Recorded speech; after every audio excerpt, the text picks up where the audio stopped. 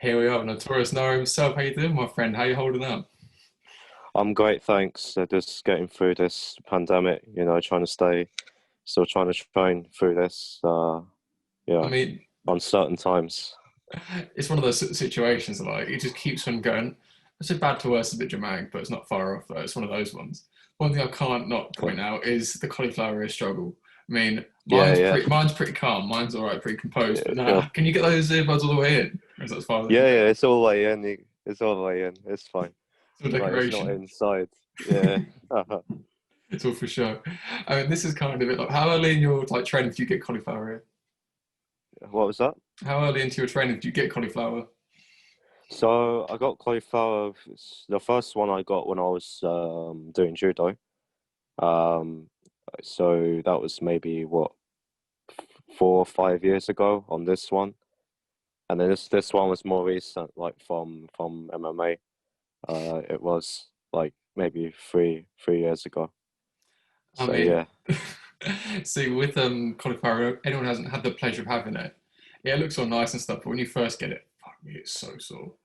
yeah, it's bad. Like you can't even sleep on it. Like sleep just keeps getting disturbed because you're trying to sleep on one side. It's like throbbing, you know. I mean, this is kind of it because again, like it's one of those things that's always there. It's always in the way. Like you can't even train around it properly. You just got to get on with it. Yeah, yeah, it's not. I don't think it's even worth like trying to wear ear guards and that. It just keeps slipping off. Well, that's it. Uh, Just keep yourself respect, don't you? yeah, yeah, I mean, this is half the battle in itself. So, regards of like training at the minute, obviously, there's certain sneaky arrangements for people's training. So, I'm not going to, bait anyone out, but are you managing to get a certain training in? Everything else, are you sort of struggling still? What are you managing to get in? so at the moment, after like yesterday's announcement, we're just trying to find a way to work around it. You know, whether that might be if we have to go outdoors to do it, or you know, but we'll try and find a way. Basically, you got to find some way of going about it. So, regards to your sort of Yeah, preference, are you going to go Cage Warriors again? Because again, you had your last win. Congratulations on that at Cage Warriors Southeast. And again, they've got another show announced in April, I think. yeah, we're trying to get onto that. So, my coach Christian Navaldi, has put my name forward for that show in April. Hopefully I can get onto it because I think it's probably one of the best amateur shows in the UK. Like they got very like, high standard as well. Like the matchmaking's very good, um, well organized. You know. Big up Jack Mason, the man behind it. Man behind Cage Warriors Southeast. And again, he was saying this about Cage Warriors in itself, because again, you get the professional standard for an amateur sort of event as such. And this is sort of Exactly. what's missed a little bit in the sort of more local shows. And again, if you're going to start fighting the big shows, you want to start getting ready for what you can be treated like on the big shows. But with Yeah. that being said, regards of like your preparation and your mentality going into a fight, does Yeah. the event itself have much sort of factor in that? Do you think, okay, bigger show, I've got to change how I am, or is it a case of I'm just me? Doesn't matter who it is, where it is. It doesn't matter who it is, where it is. I always keep the same approach. I try because you never know. Like, um, we all know that opponents like pull out. There can be pull outs, changes. Uh, Events can get cancelled sometimes, and maybe you have to get moved to a different show. So I always just keep the same approach, like just prepare as well as I can for any fight. I mean, this is a huge thing in itself of staying ready because nature also with COVID as well, like events could just get pulled like that. And it's just Yeah, trying to be prepared for that in itself. So, regards to like game planning, stylistically sort of stuff, when you're training, mm. you're trying to like work on your strengths, your weaknesses, your opponent's strengths or weaknesses as such, where you might be able to do game plan sort of stuff, or is it just spar freestyle as such and see how you fill in these gaps anyway? So when we do like get a match up for an opponent, and we're like looking at his style and his like strengths and weaknesses, like obviously we'll take that into account. But personally, I try not to put too much thought into it because like you never know. Like on the day, it can be completely different to what you're expecting. Or and then again, there's always there can be like a last minute change in opponent. you know, if he gets injured. And yeah, so I just every fight I just try and work on everything. Like, Now, when you say work on everything, do you do a lot of discipline work? Do you do like separate wrestling, separate striking stuff, or is it just MMA as a whole, just trying to make sure you don't leave anything out? yeah, so I do separate discipline training as well. So um we have wrestling, jiu-jitsu, both gi and no gi sessions, and the striking as well, and got the MMA sessions as well. So we'll have like an MMA drills session as well, uh, like throughout the week. So it'll be like more like, so say like using the like cage specific stuff, like using the cage and like, you know, using it to get back up or using it offensively. I mean, that in itself is an art being able to get that from these sessions. Because again, if you say I want to be a wrestler and do all this sort of stuff, and you start doing turnovers and mat returns and stuff, it's like, yeah, it's got its place, but like, Yeah, one's on the wall there, and then what? like MMA wrestling and normal like Olympic style, it's completely different. You know, Hmm. like you're not gonna see like any like there's things you would see in like Olympic style you're not gonna see in like as much in MMA. You know, Am I right in saying Sid's the wrestling coach at New Wave? what was that? Is it Sid, the wrestling coach? Yes, Sidus. Sidus is the coach, the wrestling coach there, and very high level as well. He's taken place at the Commonwealth Games, I think, a few years back, I think. So he's at a very high level. So it's a pleasure having him down to coach as well. I mean, this is it as well, because again, I see a lot with them. Will Curry did a lot of work with him, and also Kate Patrick saying it spoke quite highly of him as well. And again, it's Yeah, getting that sort of the wrestler. When I see a wrestler, a striker doing wall work as well, that's what you want to see. That's the sort of thing. Okay, yes, he's got mm, his art and his personal skill, but he's also got the application there. Because that's half the battle in yeah, itself. Being okay, I might look good on pads, I look good in my fucking shoots from a singlet, but you know, then what? yeah. It's putting it together, and that's half the battle in itself. Like, regardless of your background, then was it judo first? Was Mm. that? Yeah, judo. So I started that when I was 12 or 13, and I was doing that until I was about 19. But I started MMA. So this is at a different gyms when I picked up MMA when I was 15, 14, 15. So, regardless of that sort of transition, then, did you have any preferences from judo in itself, or was it just MMA is just as it is, and that is, you know, no preferences, no biases, this is how it is? I think I had more. I think I obviously had more of a preference to the grappling, and it took me a long while to actually get comfortable in the striking. Like in recent years now, I've become a lot more comfortable with my striking now. As to say, this is not a nice sort of way to go about that sort of thing, because again, if you come from a certain background, you get labelled as a striker or a grappler or whatever else. But again, to see and Yeah. watching some of your fights, I tell you what was an Mm. interesting fight. You against Stefano. So coming up Oh short on yeah. the result as a whole. I mean, you think Hmm. he trains in New Wave now, doesn't he? Yeah, he trains with us now. He's What's that 2-0 like? as a pro. Oh, it's great having him. Like, very good to train with and spar. Like, and he's improved. Like, I think the both of us, like, since that fight, have improved a lot. Since then, you know, Mm. and I've been training at so he'd been coming down to New Wave, and then I'd be going up to Harrow to train with him and a few other guys that were pro.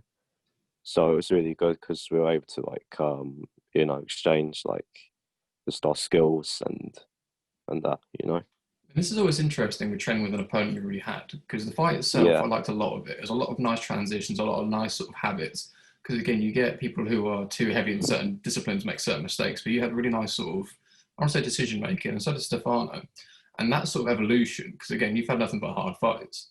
So to then yeah, keep on applying this and really start developing, I mean, scary. It's scary yeah, to see how far that's going to go. So, regards to training with Stefano after having fought him, was there any yeah. sort of initial thinking, okay, this is decision stuff? Did you try and not win it back in the gym as such, but was there much sort of Was it in the back of your head whenever you trained with him, or was it just its own thing? Oh yeah, definitely. So I was definitely aware of like the, like how strong he is in the clinch, like his grappling especially, and but it's great because it allowed me to to make those adjustments, because I learned a lot. I learned a lot from that fight. Like I knew the mistakes that I made in there as well, and training with him like allowed me to make those adjustments and just improve my overall game, you know. And the same goes for him as well. Like he's gone up a level as well, like ever since. I mean, this is where it's interesting seeing where you go from these sort of things. Because in itself, this is what a big thing I want to get in the podcast for this. Because again, regardless of having coming up short in competition, you keep on Yeah. progressing and you keep on taking these harder Hmm. fights and keep on getting the results. So it's much more meaningful. Because again, if you get people on with padded records, it's whatever. But to have Yeah. that development through adversity and everything else got so much more sort of substance. And again, I've heard quite a lot about you in the sense of someone who is hard working, doesn't make a lot of noise. And again, this is a sort of these are the scary people. These are the ones that Yeah. okay. These are the people. I'll tell you Yeah. what, you get stitched up in competition. You're like, okay, meet blue belt, middleweight, or whatever it is, or lightweight. Think, okay, who's this guy? Okay, they get cauliflower ears. Get to grip me, thinking, Yeah. okay, it's gonna be a fucking long round. That's who you are in this sort of thing. It's like, okay, you're that guy who's like, okay, who the fuck's this? He's manhandling me. Fuck this. Yeah. No, I just think it's like extremely important. Like if you want to get far as an MMA fighter, you need to have like competitive fights at amateur level. I just don't see any point in trying to pad your record in amateur, because that's what amateur is for, to learn and develop as a fighter, so that when you do go to pro, like you're not having to like learn on the job, if you know what I mean. I like a lot of that terminology there. And with that being said, that's a very mature response to this sort of situation. Because again, if people are only interested in an amateur career, they think, okay, I want, big record and a cool, nice shiny plastic belts. They're plastic, everyone listening, Yeah. just FYI, they're very light, very flimsy. But anyways, I'll talk about that. It hurts people's feelings. But Yeah. again, with when you started training MMA in the first place, then was Yeah. intention pro UFC that kind of stuff? Has that been the main goal, or has it just been something you've decided you wanted to do whilst getting through the actual training in itself? It was something I wanted to do, like, as you said, just getting through the training itself. Like, I realized how much I enjoyed it. The training and the competing as well. I had a pretty rough start.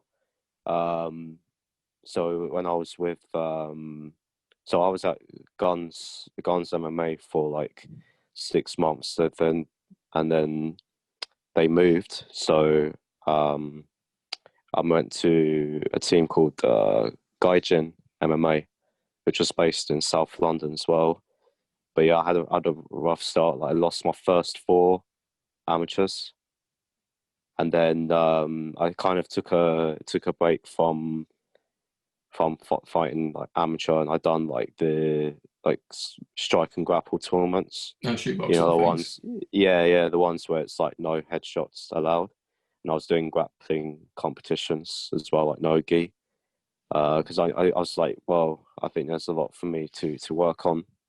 And then came a time where I felt it'd be wise to move to a different gym, because I needed more people that were on a competitive level to try and push me up to improve. So that's when I went to New Wave Academy in 2017. So that's 4 years ago now that I went, and not looking back on that at all. I'm very happy I made that decision. So again, with these transitions, obviously hindsight's a wonderful thing. You could say go to Norway straight away and make all these adjustments. But where do you feel you went wrong in the first four? Do you feel it was rushed? Do you feel it was decision making? Do you feel it was general ability? What did you think gave you that rough start as such? I think it was just all those points you just said there. It was all of those combined. Really, like uh, I think maybe I should have had more. I think I was quite young as well, 16. You know, and I think looking back on it, the matchmaking as well, it wasn't great. Like my first fight was 16, fighting someone that was 20, 24. Yeah, So does he someone, train in with Darius? It's the same guy, isn't it? oh yeah, Darius is with us now Oh as shit. well. Yeah, I was gonna say you Yeah, keep yeah, fighting your teammates. I was gonna say I thought yeah, recognized the name Tapology. I thought it's yeah. that same guy. It can't be. Because what happened? So actually, when I fought Darius, and so Colin, so one of my coaches as well, like he contacted me after the fight to say you're more than welcome to calm down. We think you have potential to do well, but at the time, because I was being loyal to the team I was with at the time, I declined it. But then it was a year, like 2 years, a year or two later. That's when I got back in contact with him again to say, hey, I want to come down to New Wave, and he said, yeah. But I'm extremely grateful to all the coaches and all my teammates there that have just been very supportive from the first day that I got there. You know. I mean, this seems to be quite a thing. I've heard quite a few people speak about New Wave in that same kind of tone of very supportive, very encouraging. And again, when it comes to Yeah. a combat sport in itself, you tend to get a mix of people's approach to it. But to have that kind of encouraging, kind of supportive kind of side of it, Yeah. that's so important. Because again, you know full well how it is in your own head. Like, okay, I'm fine. I'm fucking miserable. I don't need to be told I'm shit. I just want Yeah. Yeah. Yeah. to just help me, please. Yeah. Yeah. Exactly. That was literally it. Like they was just, they all worked hard. Like so, I was before my first. So when I fought with on the New Wave, so I was training with them. It was 6 months. 6 months, and then we had then I had an amateur fight at LFC, and then I could see that I made a lot of improvements. Now, even with this in itself, so like again, hindsight is where you can appreciate this stuff. But when it's going on, obviously these Yeah. fights are coming up short. You're taking these hard fights. I mean, on paper, you don't know if they're hard or not because you just know it's just another name. Like, how do you pick Hmm. yourself up from these losses early on? Do you think, okay, maybe I could have done better? Is it a case of you just think you got stitched up? But how do you justify that in yourself when you're going through it in itself, especially when that early on in your career? I think like it's important not to like, especially when it's early in your Mm. career. I think it's important not to like take it into heart so much. Like I say that, but it's hard. It's hard Yeah, not to. easy said You than know, that's what I mean. it's easier said than done. But I think like I know it's a bit of a cliche, but it's like you just don't give up. You know, just take what you can, learn from it, and not know the adjustments that you need to make. And if you're able to work that out, then you should have um, a better performance the next time you get in there. You know. Again, it takes a lot of maturity to sort of understand that sort of side of things. This is why it's an interesting sort of area to go into. Because again, like the thing with records, as much as there's a bit of it's a records for DJs, as people say, but it's one of those ones. Like take I don't know, Perry Goodwin fought for the Cage Warriors featherweight title, 10 Oh and yeah, 7 that or was something. recent, wasn't it? Yeah, Yeah, but yeah. again, if you see 7 losses, you think 10 wins though. Again, it's Mm, nil and all this sort of stuff. And again, the records of whatever, and you get yeah, quite a mix of this sort of thing in itself. And with one thing I want to sort of touch on, you mentioned there, like when you change gyms, get more competitive rounds in. When you say yeah. competitive sparring in itself, is it just a harder pace? Is it more with intention to score it? Like when you're having your actual sparring in the gym, are you thinking about how it would have been scored in an actual fight, whether you won or lost it? Are you thinking, okay, can I try and get the finish full stop? What's your initial thought process when you're sparring? Um, I so like when I'm sparring, like I know like my where I'm strongest at, and and I try and think like on the spot, on the process of how do I get it to where I'm strongest at. So that would be in the grappling terms. But at the same time, like if say if I'm say if I'm fighting a very I'm fighting a high level striker, and I'm booked against him, like say 8 weeks away, whatever, and then I'd spar with someone that's maybe has a similar style to that, and then try and like work like my game plan to sort of emulate it in the fight, if you know what I mean.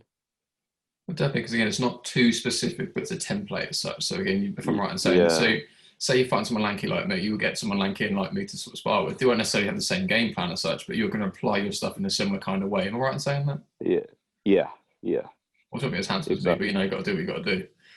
Yeah. You got to find substitutions. Now, regards of preparation for fight, so outside of the actual training in itself, are you one for like S&C, yoga sort of stuff to complement your stuff to keep you in one piece? Are you just a bit like, you know, the training does it in itself? How do you supplement your training?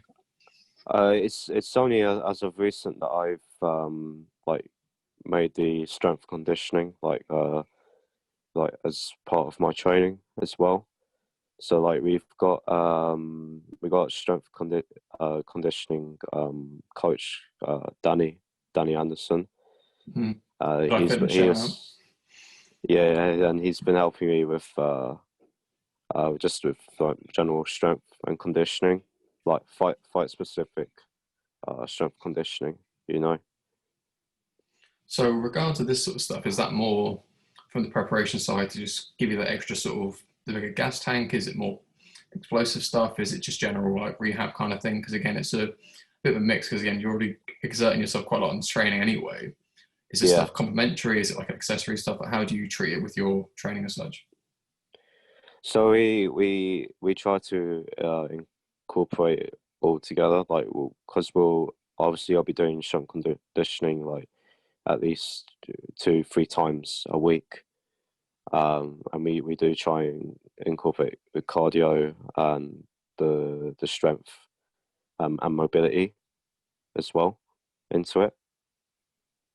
And again, this is all part of, sort of this is all part of like Mm. longevity and everything else on top of it. Yeah, words. I'm doing Yeah, a podcast, can't even speak. It's one of those ones.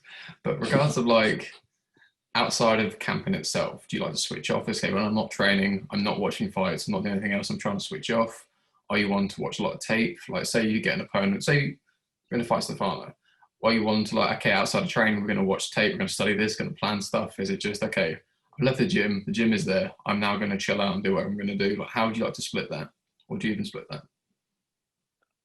no, so if there is footage of an opponent that I am gonna fight, I will watch it and like break it down like in my head of how I've what is the what so sorry Yeah, it's what are right, like don't the worry. best ways to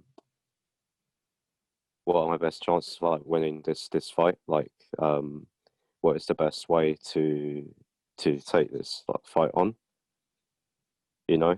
Mm, yeah, it's safe to see there's certain habits, certain things. You're looking for tendencies as such, looking for how they react to certain things. Is it Yeah, general movement exactly. kind of stuff? Yeah, that was what I was trying to say. Yeah. It's all right, mate, Thank don't worry you. about it. It's all good. Yeah. What I was going to say, there's quite a few things with this. Now, regards of your like opponent matchmaking now and game planning sort of thing, is it something your Yeah. coaches are quite heavily involved in? Is it just general feedback from the rounds? Like, for example, say if you're doing your sparring, is you doing like 5-5s? What's your usual sort of sparring rounds looking like? But what was the last bit? With them, your sparring rounds, you're doing like 5-5s, like full MMA, you're doing specific stuff. What's your normal sparring look like? So for like MMA sparring, we'll do like we'll do say like five times 5 rounds, sometimes more. You know, we won't ever do like 3 minute rounds because it's like I think it's more if you can do a 5 minute or 5 or 6 minute round, then you'll definitely be able to get through a 3 minute round. Let's say in the cage. You know. Um, but I do take like so like coaches for example I'll take feedback from them on what they see and think of the opponent, and also like feedback from my sparring as well. I mean, this in itself is always important. Because the feedback element is so important because this is Yeah. where I feel a lot of people miss out without having that sort of supportive environment. Because again, if you have your sparring, the nature of MMA, there's Hmm. so much going on, and you leave that round thinking, "What just happened?" Yeah, Whereas they yeah, say, no. put your foot on the fucking outside, you're going to get taken down. So what? And you're on your ass. Okay. You need to kind of like, take that extra bit Yeah. of input. And after the fact, you sit down and chat with your coach much about how you get on, certain playing things you do well and didn't do as well. Like, how do you analyze your own performance as such? So I mean, after I do a round, like I try to think of how, like, what are my weaker points in that round? Like, where did I go wrong? Where can I improve on? And my coach as well, when they're like supervising the rounds, uh, like they've seen like the rounds I've been doing. Like they'll give me feedback on it as well, and I try to apply it, or or I keep it in mind for the drills as well. So for example, when we're doing like the MMA drills sessions, like we'll work on a lot of you know, like, say, the feedback of the coaches, and try and work around that as to like improve overall. So with that in itself, let's say the feedback they give you, are you want to do like specific rounds after the fact? So say, okay, I don't know, or defensive wrestling. Is it something, okay, we're going to do X amount of rounds We'll of usually do takedowns? that. We'll usually do that as like a separate session, Hmm. because I think it's important just to get that, um, just the normal like MMA rounds, and then leave a specific sparring for a separate day, you know. Hmm. Yeah, And this is where I think that's even more important, the way you highlighted that, because it's overload. Because again, you're taking so yeah. much in. It's not just physical exertion; it's everything you're trying to understand what you did. And if you go and think, make all these Mentally mistakes, as then well. what? Yeah, exactly. It's like, Yeah, because then you're just afterwards, like, you know, a few hours after, whatever, you're just gonna be like, oh well, I can't really I'm remember, just shit. Just want to go Yeah, home. yeah, yeah, exactly. I mean, this is it. Now, before I let you go, my friend, any sponsors you want to shout out? Yes, yes. So I want to shout out my sponsors, Mauler. Yeah, shout out all. Can you, Got tracksuit on as well. I'd love to see it. yeah, so recently got sponsored by them, so thank you. Congratulations. Uh, Thank you. And shout out to my team as well, New Wave Academy. So, anyone who doesn't know more MMA, so the guy who runs it, Fred, he is too nice for his own good, and he prioritizes fight wear for people to make it affordable as well. And he Yeah, is not getting recognized enough for how much he gives to the community of MMA. So, everyone, please follow Fred, follow Mauler, give him some support. yeah, And shout out the podcast sponsors, the English Hypnotist. Again, to the extra sort of step in your mental development in the cage and the business sort of environment, everything else, definitely worth a conversation.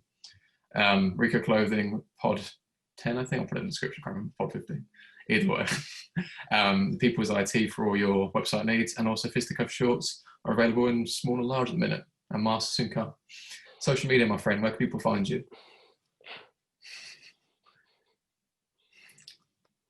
No. Say social media, where can people find you?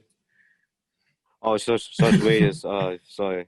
Yeah, it's just Instagram.